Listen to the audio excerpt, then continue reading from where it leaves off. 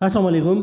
मैं हूं फ़हीम ख़ान और नेशनल सेविंग के अपडेट, प्राइवेट बैंकों के अपडेट के साथ आप लोगों की खिदमत में हाज़िर हूं। रिक्वेस्ट आप लोग से यही है, अगर आप हमारे चैनल पर नए हैं तो चैनल को सब्सक्राइब कर दें, वीडियो को लाइक कर दें, वीडियो को शेयर कर दें, बेल आइकन को प्रेस कर दें ताकि डेली बेसिस पे जब आप लोग के लिए वीडियोज़ बना रहे हैं, चाहे वो नेशनल सेविंग से रिलेटेड हो या फिर प्राइवेट बैंकों से रिलेटेड हो या प्राइस बॉन्ड से रिलेटेड हो, वीडियो फ़र्स्ट ऑफ ऑल आप लोग को मिले और आप लोग ज़्यादा से ज़्यादा फ़ायदा हासिल कर सकें।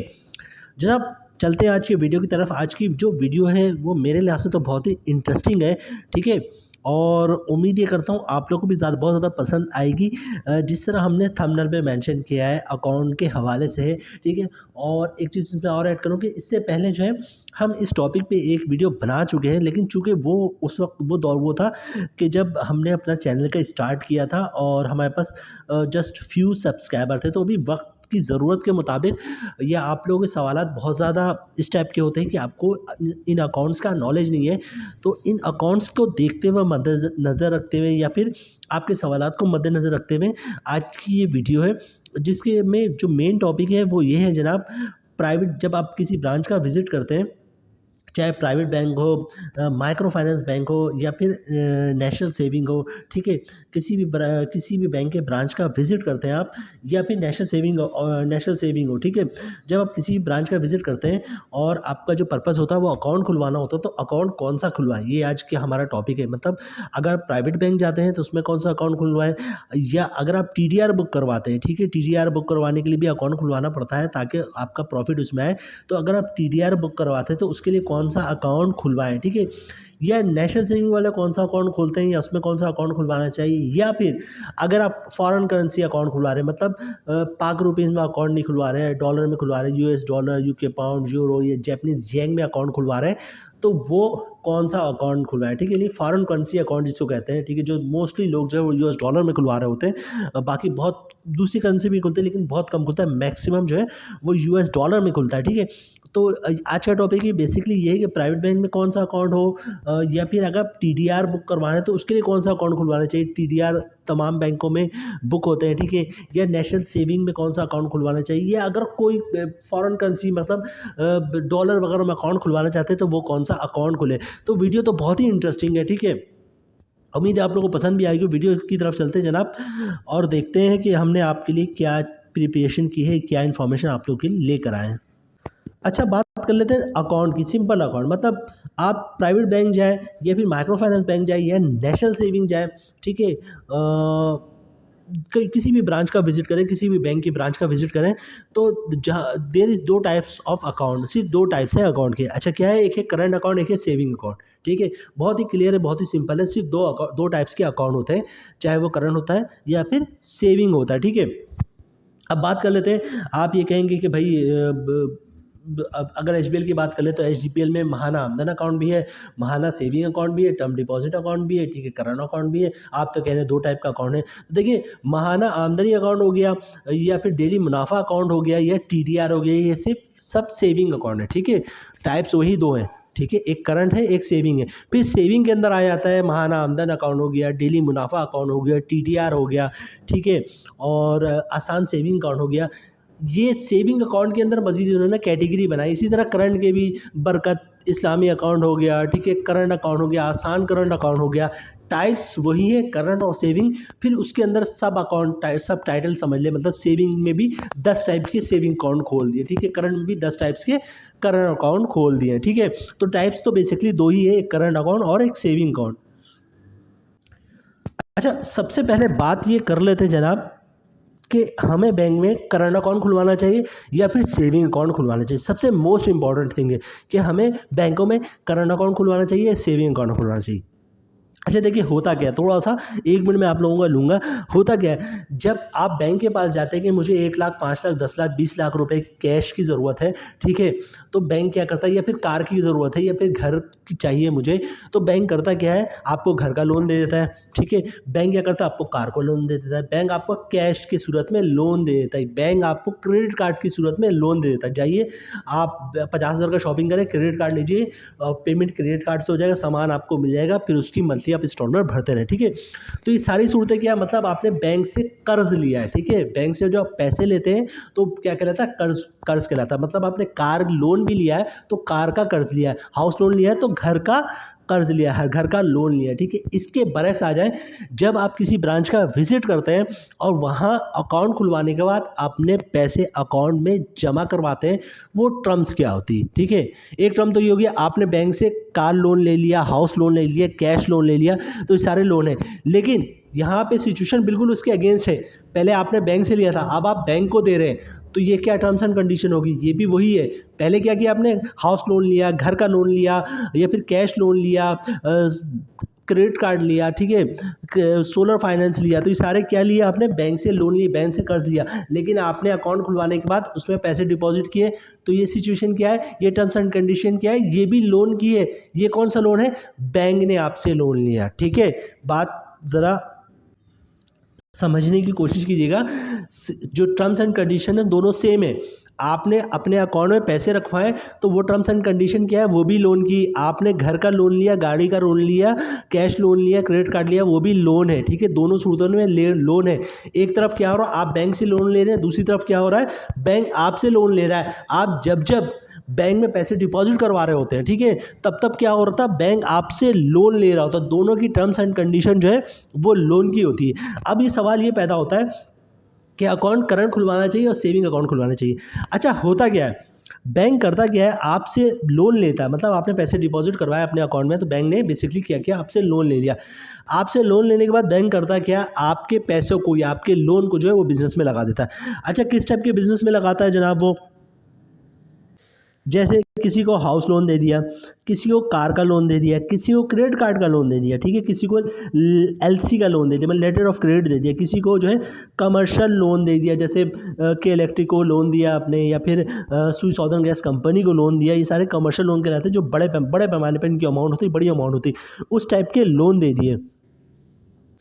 किसी को पर्सनल लोन दे दिया, ठीक है, जैसे 5 लाख 10 लाख रुपए कैश की सूरत दे दी, या फिर सोलर सिस्टम का लोन दे दिया, car loan, house loan, solar system का, सोलर फाइनेंस का लोन, ये सारे लोन दे देता है। पैसे कहाँ से लाता है बैंक, आपने जो बैंक में अपने अकाउंट में डिपॉजिट करवाए होते हैं, वो बैंक अकाउंट में, बैंक अकाउंट पे क्या होता है, आपके पैसे अकाउंट से उठ कर जो है वो बैंक के जीएल में चले जाते हैं, और बैंक फिर क्या करता है, उस पैसे से बिजनेस करता है। कार का लोन दे दिया, हाउस का लोन ले दिया, सोलर फाइनेंस का लोन दे दिया, क्रेडिट कार्ड का लोन दे दिया, ठीक है, लेटर ऑफ क्रेडिट का लोन दिया, कॉर्पोरेट लोन दे दिया, जैसे किसी कंपनी को दे दिया, के इलेक्ट्रिक को दे दिया, स्विस सॉदर्न कंपनी को दे दिया, ठीक है, बड़ी बड़ी शेल कंपनी को दे दिया। तो आपके पैसों को क्या करता है, बैंक लोन की सूरत में यूज़ करता है, लोन दे देता है, ठीक है। उससे लोन वापस जब लेता है तो क्या करता है, प्रॉफिट के साथ लेता है, मुनाफे के साथ लेता है, ठीक है। 10 लाख का पर्सनल लोन ले दिया, कैश को किसी को दे दिया 10 लाख रुपए, ठीक है, और उससे फिर 12 14 15 लाख रुपए जो है वो वापस ले रहा है इंस्टॉलमेंट की सूरत में। ऐसे एक कस्टमर नहीं, लाखों कस्टमर होते हैं, ठीक है।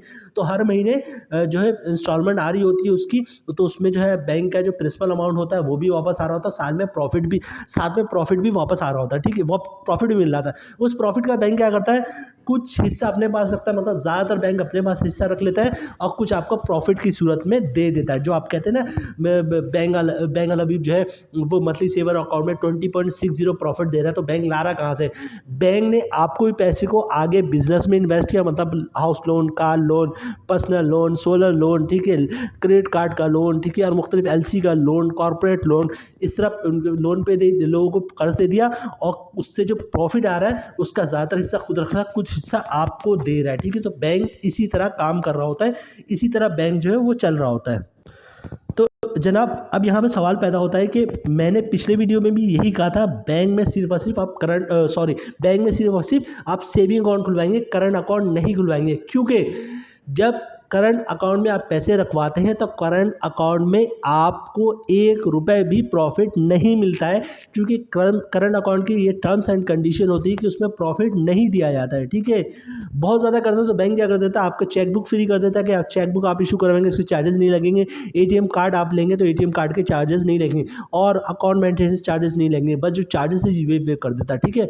और आपके पैसे को कि आपने 50 लाख रुपए अपने करंट अकाउंट में रखवाए, तो बैंक क्या कहता है, पूरा 50 लाख रुपए को उठा के 2 लोगों को जो है 25-25 लाख का जो है कार का लोन पे दे दिया। अब 25 लाख का दिया उसने, वापस लेगा वो 40 लाख रुपए, ठीक है, मतलब 15-15 लाख रुपए, 30 लाख रुपए वो आपके 50 लाख पे कमाएगा और आपको 1 रुपए भी नहीं देगा, क्योंकि आपने जो अकाउंट खुलवाया वो करंट खुलवाया। मतलब आपने पहले ही कह दिया था कि जो भी प्रॉफिट हो वो बैंक कमाए, बैंक खाए, मुझे कुछ प्रॉफिट नहीं चाहिए। तो इसलिए बार बार मैंने पिछली वीडियो में कहा था कि बैंक में जब भी अकाउंट खुलवाए सिर्फ और सिर्फ सेविंग अकाउंट खुलवाए, वरना यही होगा आपने अपने करंट अकाउंट में 50 लाख रुपये रखा होगा, बैंक ने उठा के 50 लाख रुपये, 25-25 लाख कार के 2 लोन दे देंगे और दे दिया होगा।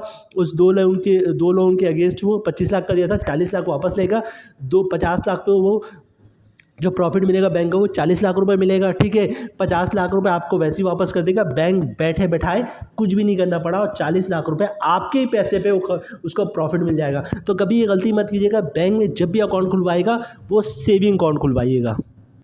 अच्छा, अब एक दूसरा टॉपिक है, जो हम टीडीआर बुक करवाते हैं, टर्म डिपॉजिट जो बुक करवाते हैं 1 साल, 3 साल या 5 साल के लिए या कुछ 10 साल के लिए भी, तो जो टीडीआर में कौन सा अकाउंट खुलवाना चाहिए, क्योंकि जो नॉर्मली टीडीआर का प्रॉफिट होता है, अगर जैसे मंथली प्रॉफिट आ रहा है तो फिर वो टीडीआर का कोई अकाउंट नहीं होता, उसके लिए आपको करंट या सेविंग अकाउंट का सहारा लेना पड़ता है। तो यहाँ पर भी वही टर्म्स एंड कंडीशन है कि आप टीडीआर अगर लेते हैं 1 साल, 2 साल, 3 साल, 5 साल या 10 साल के लिए, और मंथली प्रॉफिट आ रहा है या हर 6 महीने प्रॉफिट आ रहा है या सालाना प्रॉफिट आ रहा है, तो प्रॉफिट आपके अकाउंट में आएगा, तो उस अकाउंट के लिए कौन सा अकाउंट खुलवाए। तो याद रखिएगा टीडीआर के भी जो है के लिए भी जो है आप सेविंग अकाउंट आपने खुलवाना है, क्योंकि टीडीआर अगर 1 साल के लिए आपने बुक करवाया तो 1 साल में टीडीआर खत्म हो जाएगा, 3 साल में खत्म हो जाएगा, 5 साल में खत्म हो जाएगा, लेकिन अकाउंट तो चलता रहेगा। और अगर आप उसको बंद करवाएंगे तो वो बंद होगा, या फिर जीरो बैलेंस की वजह से कुछ बैंक अब अकाउंट बंद कर देता है, वो और बात है।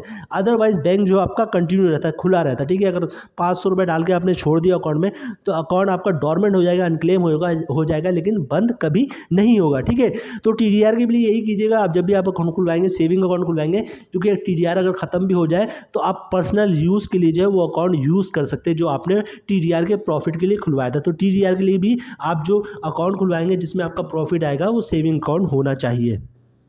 अच्छा, नेशनल सेविंग की बात कर लें जनाब।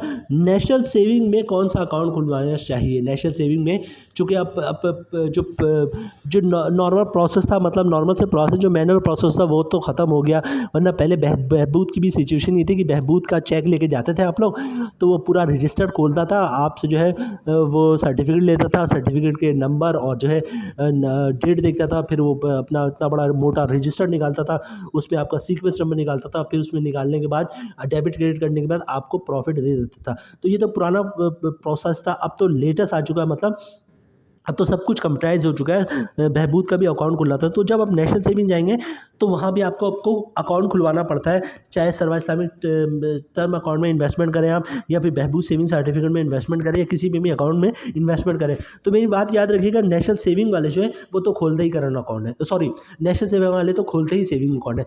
मेरी नॉलेज में नहीं है, मैंने नहीं देखा आज तक कि नेशनल सेविंग वाले कोई करंट अकाउंट खोल लें। बहबूद सेविंग सर्टिफिकेट का जो अकाउंट खुल रहा है, जो सेविंग अकाउंट है जिसका प्रॉफिट जो 20.50 है, तो वो भी बहबूद का जो प्रॉफिट आता है वो भी सेविंग अकाउंट में आता है। इसी तरह सर्वा इस्लामिक टर्म अकाउंट का जो प्रॉफिट आता है वो सर्वा इस्लामिक सेविंग अकाउंट में आता है, ठीक है। तो या फिर और जो अकाउंट है स्पेशल सेविंग एसएससी जो है, स्पेशल सेविंग सर्टिफिकेट या डिफेंस सेविंग सर्टिफिकेट, इन तमाम जो भी प्रोडक्ट नेशनल सेविंग वालों की, ये तो है ही 100% आपका सेविंग अकाउंट है, इसमें कोई भी आपको करंट अकाउंट नहीं दिखेगा, ठीक है। सर्वा इस्लामिक सेविंग अकाउंट जो खुलना होता है, आपने सर्वा इस्लामिक टर्म अकाउंट बुक करवाया तो साथ में आपको सर्वा इस्लामिक सेविंग अकाउंट खुलवाना पड़ता है, ताकि सर्वा इस्लामिक टर्म अकाउंट का प्रॉफिट जो है सर्वा इस्लामिक सेविंग अकाउंट में है, तो वो भी सेविंग अकाउंट है। इसी तरह जो कन्वेंशनल का अकाउंट है नेशनल सेविंग का, जिसमें कन्वेंशन का प्रॉफिट आता है, वो भी सेविंग अकाउंट है। तो नेशनल सेविंग वाले तो खोलते ही सेविंग अकाउंट है। अच्छा, आखिरी की बात कर लें, जो आखिरी था हमारा FCY अकाउंट, यानी फॉरेन करेंसी अकाउंट। अगर कोई शख्स खुलवाता है, लोग खुलवाते हैं जिनको फॉरेन करेंसी या फिर डॉलर वगैरह ये सब जमा करने की ज़रूरत पड़ती है, या बहुत सारे लोग ऐसे होते हैं जिनको रेमिटेंस बाहर भेजना हो, या बाहर से जिनका रेमिटेंस आता हो, या फिर वो इसमें होते हैं कि जनाब डॉलर ले लो अकाउंट में रख दो, जब डॉलर महंगा होगा तो बेच देंगे, फिर सस्ता होगा तो ख़रीद लेंगे। इस टाइप के लोग, जिस टाइप के जो अकाउंट खुलवाते हैं, तो FCY जो है यानी फॉरेन करेंसी अकाउंट जो है वो आपका डॉलर आपका सेविंग होना चाहिए या करंट होना चाहिए। अच्छा एक चीज़ मैं बता दूँ, FCY अकाउंट जो है नॉर्मली मैंने जो देखा है जहाँ तक, वो सारे मुझे जो है वो सेविंग अकाउंट दिखे। मुझे नहीं दिखा है कि मैंने नहीं देखा कि FCY फॉरेन करेंसी अकाउंट जो है वो किसी ने करंट खोला हो, ठीक है, क्योंकि इस पे ज़कात वगैरह भी नहीं होता। डॉलर पे क्या ज़कात लगेगा, मतलब डॉलर पे क्या परसेंटेज निकालेंगे आप, $100 किसी के अकाउंट में तो क्या $2.5 उसमें से काट लेंगे ज़कात के तौर में। तो फॉरेन करेंसी अकाउंट में ज़कात नहीं होता। इस तरह बहुत सारी फेवर मिलती है। फॉरेन करेंसी अकाउंट में बहुत सारे टैक्सेस वेव होते हैं उस पे, ठीक है। तो जनाब फॉरेन करेंसी अकाउंट की बात कर ले, किसी को डॉलर जमा करने का शौक हो या किसी को जैपनीज़ येन जमा करने का शौक है, या फिर और यूरो है, यूके पाउंड है, ये सब जमा करने का शौक है, अगर FCY अकाउंट खुलवाते हैं तो यहाँ पे भी आपने सेविंग अकाउंट नहीं खुलवाना है, ताकि मंथली बेसिस पे जो आपके डॉलर हैं, अगर $1000 भी आपने जमा कर लिए अपने अकाउंट में, तो मंथली बेसिस पे $1000 पे जो भी प्रॉफिट बनता है, 1%, 2%, 3%, 5%, 10%, जो भी डॉलर का प्रॉफिट बनता है, वो हर महीने या हर 3 महीने या हर 6 महीने पे या साल में आपको उसका प्रॉफिट भी मिले। तो FCY अकाउंट भी खुलवाएंगे यार, तो आपने जो क्या करना है, सेविंग अकाउंट ही करवाना है, वरना बैंक करेगा क्या, आपके बेसिस से आगे बिजनेस करेगा और आपको ₹1 भी नहीं देगा, सारे पैसे आपके खा जाएगा, ठीक है। तो जनाब यहाँ पे हम वीडियो एंड करते हैं। प्राइवेट बैंक में कौन सा अकाउंट खुलवाना चाहिए, TDR के लिए कौन सा अकाउंट खुलवाना चाहिए, नेशनल सेविंग वाले कौन सा अकाउंट खोलते हैं, और फॉरेन करेंसी अकाउंट में कौन सा अकाउंट खुलवाना चाहिए, आज का हमारा टॉपिक था। हमने कोशिश ये की जनाब तमाम टाइप्स के अकाउंट को आप लोग के साथ शेयर करें। उम्मीद है वीडियो आप लोगों को पसंद आई होगी। रिक्वेस्ट आप लोग से यही है, अगर आप हमारे चैनल पर नए हैं तो चैनल को सब्सक्राइब कर दे, वीडियो को लाइक कर दे, वीडियो को शेयर कर दे, बेल आइकन को प्रेस कर दे, ताकि डेली बेसिस पे जब आप लोग के लिए वीडियोस बना रहे हैं, चाहे वो नेशनल सेविंग से रिलेटेड हो या प्राइवेट बैंकों से रिलेटेड हो, वीडियो फर्स्ट ऑफ ऑल आप लोग मिले और आप लोग ज़्यादा से ज़्यादा फ़ायदा हासिल कर सके। मिलते हैं नेक्स्ट वीडियो में इंशाल्लाह, तब तक के लिए अल्लाह हाफिज़।